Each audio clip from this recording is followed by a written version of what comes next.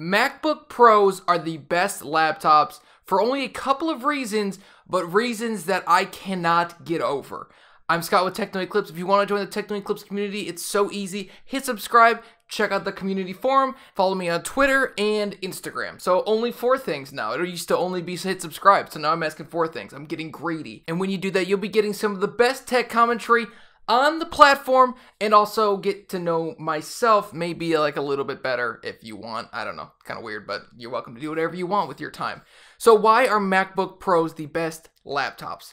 Spec for spec, price to performance, not even close. Windows laptops all day, every day, and even on Sundays are way better laptops, way better, like literally not even close. But I wanted to sort of take price out of the mix for at least a second, because obviously price affects everything. But if you could buy any laptop, which one would it be? In my opinion, probably be a MacBook Pro, although there are thermal issues with MacBook Pros. You get that with XPS lineup, and you get that even with the Razer Blade lineup. So I don't think that's a huge deal, because it's sort of the problem with all thin and lights. It's more of an Intel problem than like an Apple or a Dell or even a Razer problem. But the reason I say this is because I recently purchased a beautiful laptop.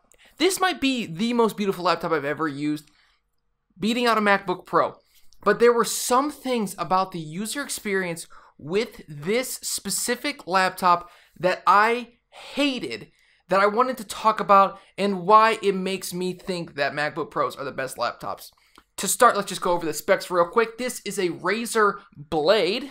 Obviously a beautiful laptop. It's got the same type of aluminum finish, that soft touch aluminum or whatever the heck it's called, on the outside of the case. It's got an i7-6700, a GTX 970M with 6 gigabytes of VRAM, 16 gigabytes of RAM, and a 512 gigabyte SSD. So this thing's quick, it's fast, it's powerful. It's more powerful than most MacBook Pros, even though they have newer graphics cards. But since the GTX lineup of graphics cards is better than the RX lineup of graphics cards, it's not necessarily more powerful than every single one. But it's a very powerful laptop, and coming out in 2016, it's a good laptop. It's got Thunderbolt 3, but it also has more ports. It's got a power adapter, 2 USB 3.0 ports, and then it does include a lock on the side along with HDMI, USB, Thunderbolt 3. I think something not a lot of people mention about this laptop is that there is no SD card slot. But I'm not just talking about this laptop, I'm talking about all Windows laptops versus all Mac laptops. The biggest reason, and I know I've said this before, and I'll probably say it until the day I die, is the actual user experience. macOS is more user-friendly than Windows. The reason why is not because Windows is a bad operating system, but it's the way it was built. So obviously, as you know, there are no touchscreen MacBook Pros or no touchscreen Macs at all on the entire market. They call those iPad Pros. But Apple has done something really interesting, and instead of making the screen a touchscreen, they essentially made that the trackpad. The trackpad is so good that it can literally replace any touchscreen interface ever. macOS was built around a trackpad. It sucks to use a mouse with macOS. Trust me, on my Hackintosh back there, I've been struggling with using the mouse. I've actually not enjoyed macOS almost at all. It's nice, I get my text messages, but I need the trackpad. I'm going to be putting in a Bluetooth dongle and I'll get the trackpad working. But really the best part about macOS is that it's the best mix between a touch interface, meaning the trackpad, and a mouse clicker interface. That's the difference. It wasn't built around a mouse, it was built around a trackpad, which is both. Windows, on the other hand, was built around touch interface, being able to actually touch the screen, and a mouse, a clicker mouse, something you sit at a desk, move around, a clicker mouse. That's what it's built around. Nothing wrong with that. However, when you compare the desktop usability between macOS and Windows, if you don't have a trackpad with macOS, I would say Windows is way easier to use. I think because it's built around a mouse or being able to actually touch it. So that's the biggest reason for me. MacBook Pros have the best trackpad. Doesn't matter. I don't care if it has Windows Precision drivers. I think the Surface Book lineup is okay. I have used some of those trackpads. I did have a Surface Pro 3 a few years ago. I used that. It was fine, but it's not the Apple trackpad experience. And anybody who has used an Apple trackpad knows that I'm right. And if you haven't used one yet and you think I'm stupid, go to Best Buy, use a trackpad, use some of the gestures, and it's not going to change your life, because there are a lot of disadvantages with buying a macOS computer, a lot. However, if you are somebody who just wants something easy to use and that just is like almost like bubbly, I guess that's how I would describe it, is like it just works like NVIDIA RTX. No, it just works so well. The trackpad is just so well optimized because it's a lot easier for Apple to optimize a trackpad for their Mac lineup because every Mac uses the same trackpad or the same drivers or the exact same specs. Even a trackpad from like 2008 is like pretty much the exact same as a trackpad from 2019. Interestingly enough, that's probably why Apple has the best trackpad experience on the market. The next thing I want to talk about, that was a long tangent talking about the trackpad. The next reason why I like MacBook Pros and I think they're the best laptops is, I know we sort of took price out of it, but their resaleability, if that's a word. Obviously, I've talked about this a lot and I always talk about I want to continue to push people to maybe look into buying used hardware because you can get a lot better price performance. And a great example of that is a MacBook Pro. Just sold one for $799 that I purchased for $600.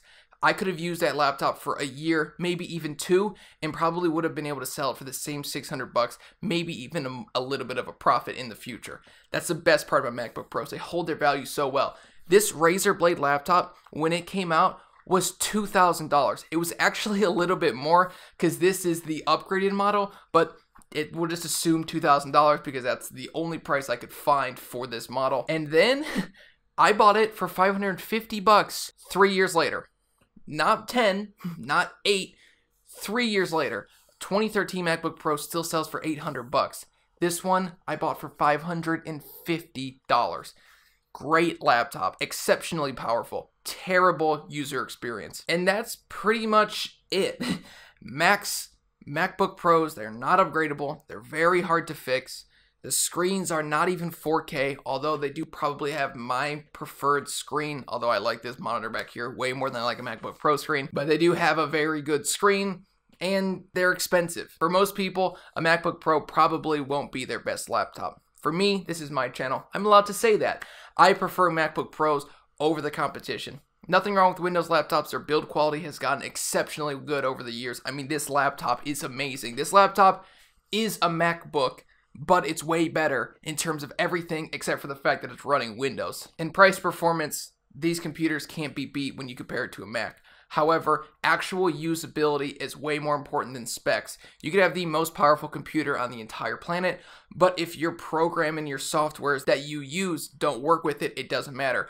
I fell into that trap. I had an 8600K and I figured, well, I will upgrade to a Ryzen 1700X because it was 8 cores, better multi-core performance, worse single-core performance, but way better multi-core performance, which is good for a video editor like myself.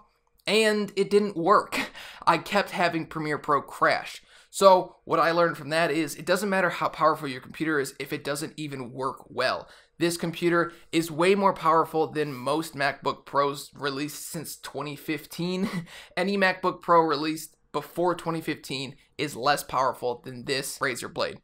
However, it doesn't really matter because it's not always about the specs. If your operating system can use the specs as well as macOS can, then maybe it does make a little bit of a difference. However, if the programs that you use and the actual usability with the trackpad and just using the operating system, the clunky touch interface, it just doesn't work for me. Maybe it works for you, but that's why the internet's great, because you can have a different opinion than me. So if you do have a different opinion, let me know in the comment section down below.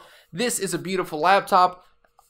I wanted it. I wanted this to be my new computer because I'm sick of having a desktop. I like having a laptop. No laptop I can afford for about $800 or cheaper can have the power that I want.